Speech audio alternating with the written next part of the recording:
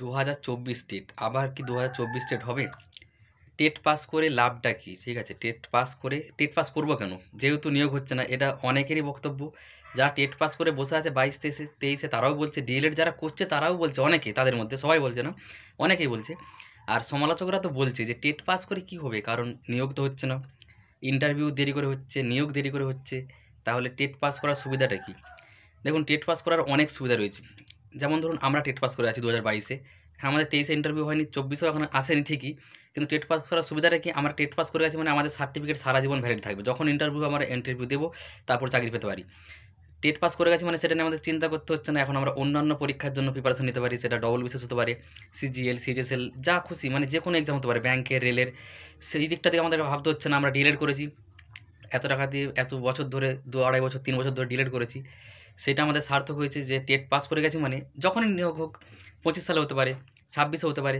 আমরা সেটা তো আমাদের সেটার জন্য সবসময় পড়তে হচ্ছে না। আমরা ইন্টারভিউর জন্য মানে 1 ঘন্টা কি 2 ঘন্টা দিনে পড়তে পারি। খুব জোর 1 ঘন্টা পড়লেই যথেষ্ট ইন্টারভিউর জন্য। সেটা বাদ দিয়ে আমরা অন্যান্য যেকোনো মানে চাকরি পরীক্ষার জন্য পড়তে পারি। এটা টেট পাস করার সুবিধা। লোকে যে যাই বলুক, আসলে যারা বলে তারা কেউ টেট পাস করেনি, আমি গ্যারান্টি দিয়ে বলতে পারি। আর আর যারা বলে তাদের টেট পাস করে মানে ওই শিক্ষক হওয়ার ইচ্ছা নেই আরকি, লোককে দেখানোর ইচ্ছা বা অনেক কিছু এরকম ব্যাপার থাকে। আসল কথা হচ্ছে, বেশিরভাগ যারা বলে তারা হচ্ছে টেট পাস করেনি, ডিএলএড করেনি, তারাই বলে যে টেট পাস করে কিছু লাভ নাই, নিয়োগ দেরি করে হচ্ছে, ইন্টারভিউ দেরি করে হচ্ছে। কিন্তু টেট পাসের সুবিধা এটাই, আপনি টেট পাস একবার করে গেছেন মানে আপনার কাছে সার্টিফিকেট আছে, সেটা সারা জীবন ভ্যালিড থাকবে। 25 সালে নিয়োগ হোক, 26 হোক, 27 হোক। 14 সালে টেট পাস করেছিল, 2024-এ চাকরি পেয়েছে 10 বছর পর। তারা কি 10 বছর কিছু করেনি? তারা নিশ্চয়ই অন্য কিছু কাজ করছিল, ব্যাংকে চাকরি করছিল, কি কেউ হাসপাতালে করছিল, কেউ অন্যান্য কোম্পানিতে কাজ করছিল, কেউ এলআইসিতে কাজ করছিল। সেটা করছিল, করতে করতে কেউ টিউশন পড়াচ্ছিল। সেটা করতে করতে এখন তারা 14 সালের টেট পাস হয়ে 24-এ চাকরি পেয়েছে।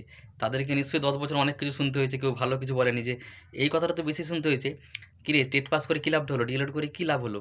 সেই তো যখন 10 বছর চাকরিটা পায়নি মানে নিয়োগ হয়নি, অনেক কিছু বলেছে। কিন্তু যখন 24-এ চাকরিটা পেয়ে গেছে তখন কি বলছে?